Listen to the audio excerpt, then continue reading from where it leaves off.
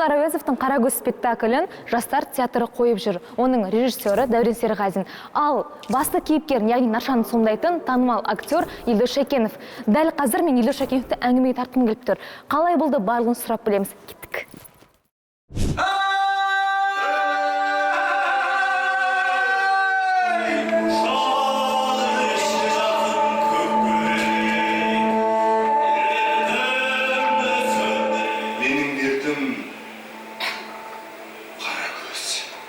Дәуреннің наршасы жетіскен жоқ ма? Дәуреннің ойындағы наршаны шығарамадым. Неге біз олай істеуіміз керек? Өйткені басшы жақ дұрыс емес қой.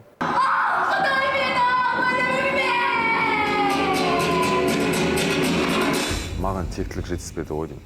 Қатты ұнайсың, мен сені ажырастырып алам. Жалпы енді өзге ұлтқа тегеннің өзі сатқандық қой. Оған қатты қарайсыз, намыстанасыз. Намыстанам.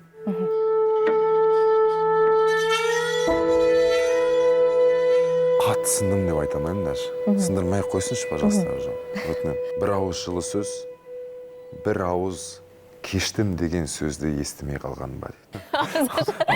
Ауыз ашарда ойлап отырмын ғой. Елдос мырза, қалайсыз? Жақсы, сен қалай? Көңіл-күйіңіз бәрі жақсы ма? Білмеймін. Аншлаг, адамдардың бәрі дән риза. Мен тіпті жылап қалдым сөзі үшін. Маған қатты ұнады. Ал сіздің ойыңыздағы нарша бүгінгі қойылымда ойдағыда ойнап шықты ма? 100% емес. Не жетпей қалды? Біз 100% ойнасақ, біздің біткен күніміз ғой. Бітті деген соң күн ғой. Болды уже, жеттім пикіне, болды. Жоқ, біз әрдайым ізден істейміз. Любой кез келген актерға барып сұрашы, сен жоқ дейді, бүгін жете алмадым дейді. Ертең де жете алмаймыз. Жеткізбес екен деймін. Сол кезде дамуы болады дейсіз ғой? Даму болады, өсу болады, өсу процесі. Сондықтан бүгін нарша 80%. Негізі бұл «Қара көз» спектаклін басқа театрларда қойып жүр, наршаны басқа саңлақтарда ойнап жүр. Мысалы, Азамат Сатыбалда дейікші. Ал Елдостың наршасы ол қандай? Немен ерекшеленеді, айтыңызшы? Немен ерекшеленеді? Енді Азамат ағалардың, енді олар кореофилдер ғой, оларға жету қайда бізге. Менің наршам әлі жас. Өйткені бұның шыққаны көп болған жоқ. Желтоқсанның 11-і. 5-ші рет қана ойнап тұр. Азамат ағалар уже 101 нәрсе рет ойнап саған шығар. Енді қазір бете салыңыз. Арука, күт 5 минут. Арука. Мынаны қимаңдаршы, сала берді шоз. Арука, бетші, сен мен 5 минут күт, мен кішкене өз-өзіме келіп алайын. Көзімнің жасым сүртейін. Жарайды. Әлі жылап тұрмын мен. Сәттілік күтеміз, 5 минут. 5 минут. Негізі бұл спектакльдің премьерасы 11 желтоқсан күні өтті, бірақ оған қарамастан оған дейін дайындық болды ғой. Үлкен жұмыс атқарылды. Сол жайында сұхбаттасайықшы, жалпы қалай болды, өзіңізді қалай іздедіңіз, осы жайында айтып кетсеңіз. Маған жалпы «Қара көз» спектакль алынған кезде менде рөл болмаған бұл жерде. Сол форс-мажорларға байланысты актерлардың жағдайлары болып қалған соң Дәурен аға келіп маған наршаның рөлін ұсынды. Ал сізге дейін кім ойнау керек еді ол рөлде? Ол құпия болып қала берсін әзірге. Айтпасын деді. Оны қазір айта алмаймын. Бір себептерге байланысты сен көріп жатасыздар. Ол кісілердің съемкалары шығып қалды, сондай моменттер болып қалды. Мен ол жерде Ақкемеде Момында задействован болғам, Шыңғыстың спектаклінде. Сол дайындық барысында Дәурен аға келіп, осы енді білмеймін, осы «Қара көз» спектакль алынған кезде өзім іштей ниет етіп жүрген наршаны. Енді әр театр саласында жүрген әртістің арманы ғой наршаны ойнау. Сондай бұйырыпты, демек осы уақытқа дейінгі еңбек бағаланды деген. Жалпы дайындық барысында қандай бір қиындықтар болды ма? Маған тектілік жетіспеді ғой деймін. Өз басым өмірімде. Мен өзім қарапайым отбасыда өстім. Әпкелерім бар, Аллаға шүкір әке-шешем бар. Тектілік деген мен үшін тек қана ақсүйектік емес ол жерде. Тәрбиені басынан мен әкем мен шешемнің ғана тәрбиесін көрдім. Бірақ атам мен әжемнің тәрбиесін көрген жоқ. Тектілік деген соңында ата мен әженің әке-шешенің тәрбиесін көрген ба? Толыққанды? Иә, қалай айтсам екен, тамырдан көрген ғой. Тамырдан тәрбие көрген адам ғой, бала ғой. Жан-жақты болған, нағашылардың тәрбиесін көрген, басқасын барлық жақтан тәрбие көрген жігіттер ғой, негізгі. Менің ұғымымда. Және Дәуреннің наршасы жетіскен жоқ маған. Дәуреннің ойындағы наршаны шығарамадым. Ол қандай наршасында? Дәуреннің өзі. Де ойлаймын. Ол кісімен сөйлестіңіз ба жалпы? Қатты Дәурен Дәкеңнен де өзі айтқан жоқ жалпы. Бірақ дегенмен де Дәкеңнен көремін мен наршаны. Ал жаңа айтқалыңыз, Нарша жалпы бәріміздің ойымызда ол жігіттің төресі. Жігіт болсын, Наршадай болсын деп айтады. Сол Наршамен сіздің бойыңыздағы ортақ бір мінез бар ма? Сіздерді не байланыстырады Наршамен Елдосты? Ол босқадан босқа ашылынан салмайды. Дәуреннің айтуы, Дәкеңнің айтуынша, Нарша самый приземленный человек на свете. Ол ауруды ауру деп қабылдайды. А мүмкін ол жазылып кететін шығар. Жоқ, ол ауру. Болды, солай қабылдайсыз. Суық санамен қабылдайды бәрі. Бәрін приземленно. Ол кездері дейінші, қанның тазалығына қатты назар аударған біздің ата-бабаларымыздың өздері. Бірақ менің ойымша, қазір ол кішкене азайып бара жатыр. Оған назар аудармай бара жатқан секілді. Қалай ойлайсыз? Ол сіздің ойыңызша жастардың жаңа махаббатқа кішкене әлсіз болуы ма, әлде ата-ананың, ата-әженің тектілік туралы, қан тазалық туралы әңгімені айтпауынан ба, сіздің ойыңызша? Менің ойымша, Аружан, айтайын, шынымды айтайын, мен бұндай нәрседен аулақпын мүлдем. Әке-шешені кінәлау, үкіметті кінәлау, қоғамды кінәлау. Әр адам өзіне байланысты. Өз-өзінен бастау керек. Тәрбиені болсын, басқа нәрсені болсын. Мен осыны айтып та келем, өзімді сабап та келем, өзімді тәрбиелеп те келем осы уақытқа дейін. Мен ешкімді кінәлай алмаймын. Жаңағы қанның тазалығы не үшін селіп бара жатыр, не үшін оған назар дұрыс аудармайды қазіргі жастар? Сіздің ойыңызша? Кінәлау емес? Менің ойымша мынау шығар, бәріне кінәлі. Ұялы телефон. Қазір барлығы қолға жетімді, қолға ұстарлықтай болып кетті. Енді өзім бір старый емеспін ғой енді. Жапшысыз. Жаспын ғой енді. Сонда да бірақ біздің кезімізде де кішкене бір сезілген сияқты соның ұштары болды бізде де. Жалпы енді өзге ұлтқа тегеннің өзі сатқандық қой. Менің ұғымымда. Оған қатты қарайсыз, намыстанасыз? Намыстанамын. Ал махаббат бар жерде ол түрге, басқа ұлтқа қарамау керек деген? Мен оны қалай айтсам болады саған. Махаббат деген ол ақынның қылғаламның ұшындағы ғана әңгіме ғой. Шын айтсам. Если нужно приземлиться просто человек. Ал қараңызшы, махаббат үйленгеннен кейін пайда болады дегенге қалай қарайсыз? Болады. Ол рас па? Болады. Мысалы, өзіңіздің тәжірибеңізде және де Нарша мен Қарагөзді айтыңызшы, салыстырып тұрып, мысал ретінде. Мен көрген оларда махаббат пайда болған жоқ. Қарагөз сыйластықпен қарады, басынан бастап Наршаға. Бірақ махаббат болған жоқ, үйленді, бірақ махаббат жоқ. Наршада да бірінші кезекте менің ойымша сыйластық. Қыз балаға деген сыйластық. Сахна байқасаңыз бағана бірінші сахнадан бастап Нарша іштей жейді ғой өзін.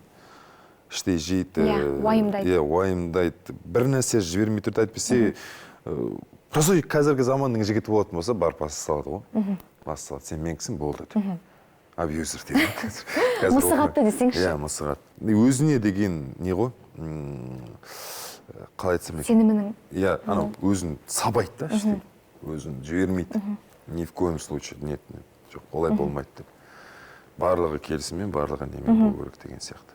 Махаббат, бірте болды ғой. Махаббат бір ауыз жылы сөз, бір ауыз кештім деген сөзді естімей қалғаным бар дейді Нарша. Соңында. Қарагөз кеткен кезде. Демек оған қатты махаббат емес. Бір ауыз жылы сөз керек болды да Наршаға. Соның өзі де жеткілікті болды да. Осы Қарагөздің трагедиясына алып келген мүмкін Нарша өзін кінәлайтын шығар. Енді біз актер болғасын трактовка көп бізде. Әр кезде әртүрлі шығады. Бірақ трактовка, что сіздің сөзіңізге келсем, жаңағы ауыл бастағы, махаббат ше дегенге. Махаббат әр кезде тірі, бірақ кім қалай түсінеді? Кім қалай түсінеді, кім қалай сезінеді? Махаббатта шекара бар дегенге келісесіз ба? Қай тұрғыда? Мысалы, махаббат керек кезде ол ауруға ем бола алады. Ал керек емес кезде ол керісінше ол болып кетеді. Осы жерде көзге көрінбейтін бір байланыс бар. Ол шекара деп ойлаймын өзім. Бастысы баланс қой. Сол шекарадан аттап кетпеу керек. Сол махаббаттың шекарасы қай жерде? Қуып кеткен кезде тоқтау керек қой. Болды ғой. Қуып баратырмын дейсің ғой. Қандай кезде қуу мүмкін, қандай кезде онда ой болу мүмкін. Че-то мен қуып баратырмын деген кезде тоқтау керек болды. Так, осы жерден тоқтаймын. Бұл махаббат, бұл түсінікті, нормально бәрі. Қуып баратқан кезде болады ғой бір өз-өзіңді басқарамай кетіп баратасың, біреудің сөзін елемей баратасың, допустим, әке-шешең болсын, басқа болсын, уже границадан шығып баратасың слишком махаббатқа. Вот сөзге тоқтау керек. Қарагөзді оқып отырып, шынын айтсам мынандай сұрақ келді, менің өз ойыма. Бірге бақытсыз болғанша қосылып, бірге болмай бақытты болған дұрыс емес пе? мысалы Наша да Қарагөзде қосылды, бірақ екеуі де бақытсыз болды ғой? Бақытсыз болды, бірақ мен Нашаның орнында болатын болсам, қарап отырсаң, Қарагөз көз ілген соң енді жұмаққа кетті ғой. Мен де жұмаққа баруға тырысатынмын содан кейін. Егер де ол шынайы махаббат болатын болса.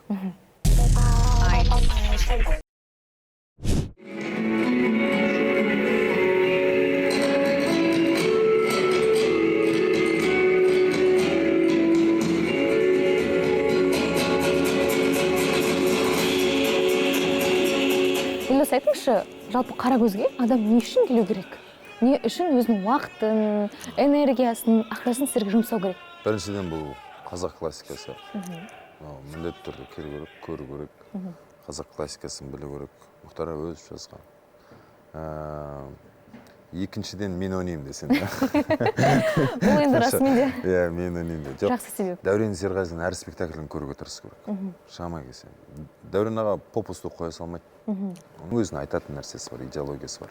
Дәурен аға бұл спектакльге бірнеше жыл келе алмай жүрді. Дайындап, пісіріп. Осы биыл ана жылы бұйырды ғой қойылуға. Менің ойымша басқаша бір Қарагөз келген секілді қазақ театрына.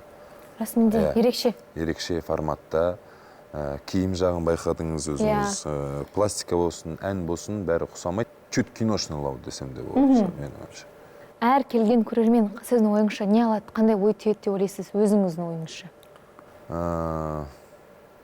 Махаббатты көреді, сатқындықты көреді, сенімсіздікті көреді.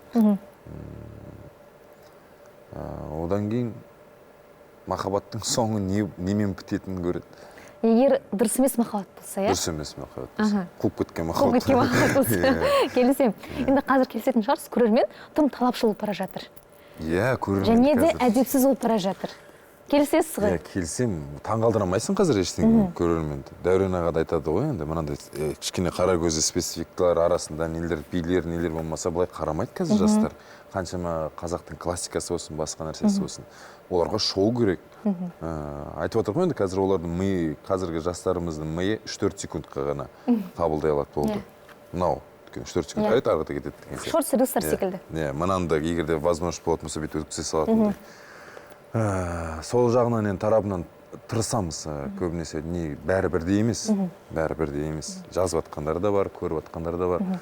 Маған ұнайды қазіргі жастардың кейбіреулерінің идеологиясы болсын, ойы болсын, көзқарасы. Мотивация секілді, кезде.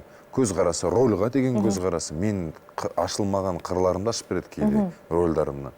Соның бәрі қызық, зерттей келе, демек біздің істеп жатқан қазіргі тірлігіміз бекер емес шығар деп ойлаймын. Ал әдепсіздікке келсек? Мен өз басым театрға барсам, стараюсь классика келуге. Жалпы өзім.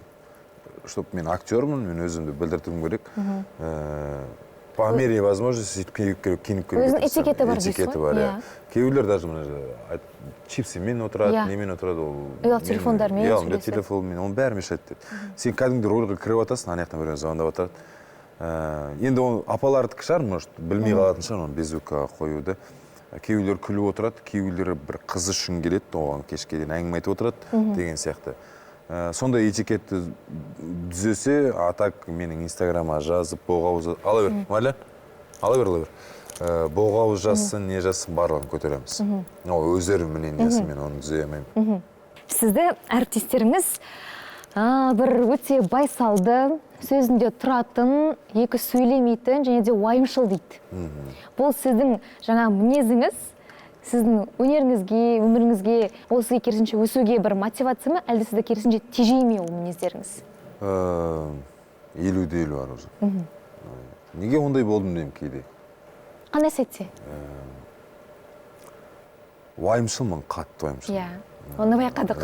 Қатты уайымшылмын, әріптестеріме болсын, бала-шағама болсын, әке-шешеме болсын. Сол іштей жеп тастайды, ақшашты көрген шығарсың. Сақалым айдын ағырып кетті, соншалықты уайымшыл болған. Грим де ойледім. Грим емес, сақалым бәрі ағып кәдімгідей. Ертеңгі спектакльді уайымдаймын. Сахна құрылмай қалса уайымдай беремін. Білмеймін не екенін. Әр нәрсені 100% до конца. Және мен перфекционистпін, бірінші. Екіншіден мен кешіккенді жек көремін. мен уақытында болуға тырысамын всегда. Білем кешігіп келетін көбісін, бірақ сонда да отырамын. Әкем бір жұмысты істесең соңына дейін істе. Істемесең істеме. Болды. Әкенің тәрбиесі, әкем қаталдау болып өсірді. Әлі күнге дейін қатал, өзінікін жібермейді. По-любому. Және де бұл жерде маған 30-40% Нұрғанат Жақпайдың тәрбиесі ғой. Осы жылдыққа дейін, осы күнге дейін беріп кеткен тәрбиесі. Өте көп орын алады. Күні бойы жаңа жұмыстасыз, кинодасыз, түсірілім, басқа қалаларға барып тұрасыз, сонда отбасыңызды, бала-шағаңыз кім тәрбиелейді? Әке-шешем, әйелім. Әке-шешем, әйелім әзірге. Бірақ мен де тәрбиелеймін арасында. Мен көп нәрсеге үйретемін зейінде. Көп сөйлегенге болсын, басқасы нәрсеге болсын, кемелді болсын, екеуінде жақсы үйретемін. Сөзге үйретемін, іс-әрекет, физикаға үйретемін, отжимание үйретемін барғанда. Ойнауға тырысамын, барынша енді көңіл бөлуге тырысамын. Бірақ енді адам пенде болғаннан кейін шаршайсың ғой. Мен құлаймын көбінесе үйге барып. Құлаймын, тұрамын, жұмысқа кетемін. Өйткені мен кейде жетпей қаламын театрға да, киноға да, үйге де. Адамсыз ғой, шаршайсыз ғой, пендесіз ғой. Перелет бар, анау бар, өзің түсінесің, білесің, барлығы қиын. Бірақ соның өзінде де соның барлығын стабильностьта ұстап тұруға тырысамыз. Жаңағыдай сіздің осы жан-жақта жүруіңіздің, үйде тыныш болуының, жаңағыдай уайымдамауыңыздың басты себепкері әйеліңіз ғой. Мықты ғой мен әйелім. Мықты әйелім. Бәрін білдіртпеуге тырысады маған. Енді ол ата-енемен де тұру оңай емес қой, негізі. Бөтен үйден келіп, оның барлығын түсінемін мен. Барлығын айтып отырамын. Менің әке-шешем де андай бір капризный нелер емес. Қарапайым кісілер өз. Білет, оңды білет, солды білет. Как она айтып отырады. Бәрі жақсы деп ойлаймын. Бірақ сұрадым, жақсы ма деп. Я жақсы деп. Көз жанарынан да қараймын, бәрі жақсы сияқты. Әйелдің негізі көзіне қарап бақытты ма, бақытсыз екенін білуге болады. Сөзінен емес, іс-әрекетінен емес, көзінен. Мында стереотип бар. Актермен таныссаң, керек емес. Актер сырт түздің адамы. Керек емес. Олар деген алқаш. Көп ішеді, қызбен көп сөйлеседі, жүреді дейді. Ол жалпы стереотип қазір менің ойымша селіп бара жатқан секілді, өзгеріп жатқан секілді. Көз ашылды ғой өйткені. Мынау ашылды, мынау көрінді, бәрі. Ол кезде мұнан бәрі жоқ қой, білмейміз ғой не болып жатқан. Біреуден естейміз сондай екен. Болды, солай болып қалады ол. Қасқырдың аузы жесе де жемесе де қан деген әңгіме ғой. Ал қазір бәрі көрініп тұр ғой. Қазір мен даже мен таңертең кешке дейін жүрісімді сала аламын. Олар біледі менің айналысып жатқанымды. Мен қандай екенімді біледі. Жалпы мен туыстарым сияқты болып кеткен ғой, подписчиктер. До такой степени. Солға заманға байланысты шығар. Заманға байланысты. Жақсы әке болу үшін, жақсы жар, жақсы бала, жақсы актер, жақсы әріптес, дос болу үшін адам не істеу керек? Қандай бір қалыпқа келу керек? Дисциплина. Ең бастысы дисциплина. Барлығына үйренуге болады, желание ғой. Желание. Ниет. Ниетің түзу болса, әр нәрсеге бәрі істелінеді. Әр нәрсенің Алланың қалауымен барлығын бастасан, барлығын үлгересің. Енді мен миымды жан-жаққа шашпай, бір нәрсеге зацикливаться етуге тырысам. Репертуар аламын, съемканы аламын. Так, келе ме? Келеді. Давай келтіруге болады. Бала-шағаның туған күні, ана мынау, басқа нәрсе айта көру. Бәрін сыйыстыра, бла-бла-бла. Былай миға жинақ қоямын, мен солай жұмыс істей беремін, болды. Театрда қазір көбіне қойылымдарды көрерменге қарай жеңілдетеді. Ол бар. Сол дұрыс па сіздің ойыңызша? Неге біз олай істеуіміз керек? Өйткені басшы жақ дұрыс емес қой. Басшы жақ дұрыс емес. Театрды сүйетін, театрдың тынысын білетін кісілер сияқты болатын болса, біздің өміріміз басқаша болады. Отвечаю. Біз жүрмейтін неге ана жақта концерт қойып, мына жақта концерт қойып. Білмеймін енді. Әр нәрсе бағалану керек қой. Бұл жақта да жүргендерді құр жүрген жоқ қой, ешкім қарап отырсаң. Движение ғой театр. Театрды бір құрметтейтін кісі барса екен деп тілеймін жоғары жаққа. Білетін, тынысын. Сол кезде театрдың жаңағындай айтып отырмын, бір-бірімен издеваться етіп, чипсы жеп, ондай нәрсе болмайды. Театрдың тәрбиесі өседі. Театр көбейген кезде түрме азайды. Менің ойымша, мысалы, Астана опера балетке барған кезде адамдар этикетін бәрін сақтайды. Театрға келгенде сақтамайды. Сақтамайды. Не себепті арасындағы? Негізі Англияда керісінше болған ғой кезінде. Керісінше болған. Театр жоғары тұрған. Чем операға, балетке байланысты. Білмеймін қазір не болған. Мүмкін үлкендеріміз дейін десем де ой олай болмайды да. Өзіміз дейді, әр нәрсені өзінен баста көр. Көрермен де өзінен баста көр, әртістер де өзінен баста көр. Сол кезде бәрі түзеледі деп ойлаймын. Мынандай керемет ғимаратта мен жалпы өзім актер ретінде выступать етіп жүргеніме тән ризамын. Шүкір деймін. Шүкір деймін. Бірде-бір рет өкінген жоқсыз. Өкінген жоқпын, өкінбеймін де. Шын айтамын, енді қазір мынау күнәлі мынандай дәрежеміз түсіп кетті, көтереміз деген. Ол үшін облыстағы да қалалардағы театрлар бірдей болу керек. Ой, мынау областың театры ғой деп бөлмей, бәрін бірдей қарап. Ол жақта да Дәурен Серғазин бар, Әділ Ахметов бар. Отвечаю. Айырболатын актерлар, мощтар бар. Просто көрмей жатыр, оны бағаламай жатыр да. Мен соған кішкене қарым ашыды. Областной Ауызашар? Қаражат аз бөлінеді. Ауызашар да ойлап отырмын ғой. Соңғы бір-екі сұрақ қалды сосын. Ауызашар кетті ме уже? Дәл осы практика шетелде бар. Яғни актерлар, театр болсын, кино болсын, өзін жаңадай жұбайын жасырады, әйелін жасырады, жарияламайды мүлдем. Бізде де ол бар. Не себепті? Бізде бірақ себепті дуалау деген нәрсе бар бізде. Өте қиын, көп сирек кездесетін, соны мен білмейді екенмін. Маған бір-екі инстаграмда жазды сондай нәрсе. Мен қорқып кеттім шынында да. Не деп жазды сонда? Типа қатты ұнайсың, мен сені ажырастырып алам, анау деген темалар жазды да. Содан кейін мен әйеліме кесірім тиіп кетіспесінші деп бір-екі нәрсені архив жасадым да. Бірақ содан кейін ойландым, бәрі Құдайдың қолында ғой. Не керек бар? Мен не істейді олар? Может, сондай бір не шығар деп, шантаж шығар, білмеймін енді, точносын түсінбедім. Түрі бар дейсіз бе? Ауылдағыларға, қарындастарыма жазған, осындай ел дос деген Шайкенов осылай. Сіз оның әйелісіз ба, маған келген еді деген өтірік әңгімелер, бір шантажный бір нәрселер жазғанда. Содан кейін мен алып тастаймын деп ойладым, бірақ инстаграмда бірақ тұра беретін шығар деп ойлаймын. Историяға да сала беремін. Маған ол қызықтырмайды екен шын айтсам. Ауыр екен, ондай сөздері барлығы кәдімгідей өте нашар. Енді жалпы жаңа өкінішті айтып кеттік қой.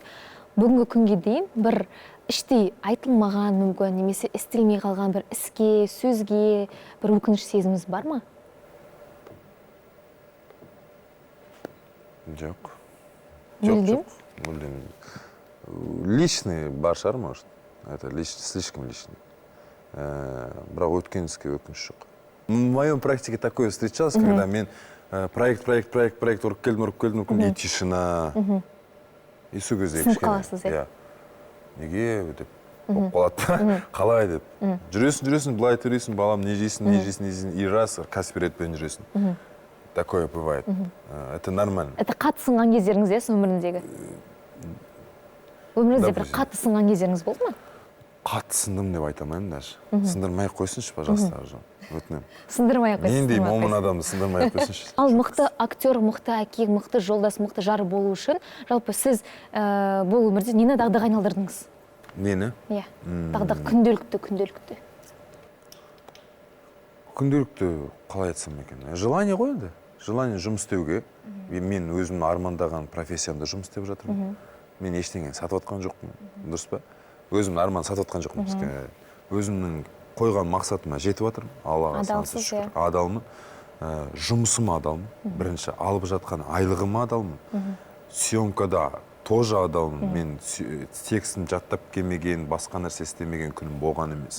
Подвайт ету, стоп деген нәрсе болған емес мен үшін. Сондықтан мен өзімді іштей қатты жейтін андай не қоятын адаммын. Өзіме қалай айтсам, планк выше қоямын всегда. Одан төмен түсіруге болмайды. Істеу керек, ертең істеймін деген әңгіме жоқ менде. Бүгін нәрсе істелінетін нәрсе болса, бүгін істеймін. Мен жастарға сенемін. Жастар енді бұйырғаны бастан кетпейді. Жалпы актерларға айтатын болсам, ең бірінші фундаменттарында оқып жатқан оқуларында қойып алыңдар жақсылап. Және де мамандық таңдаудан, жар таңдаудан қателеспеңдер. Болды. Ал киноға түсем деп келсен театрға, қателестің. Бірінші сені актер қылатын мына сахна. Содан кейін барып мына жігіттер камерамен жүрген. Елдос мырза, көп рахмет сұхбатыңызға. Давай. Өте әдемі, әсерлі болды. Рахмет. Ораза қабыл болсын. Әмин. Ауызашайық. Ауызашайық. Сау болыңыздар. Рахмет.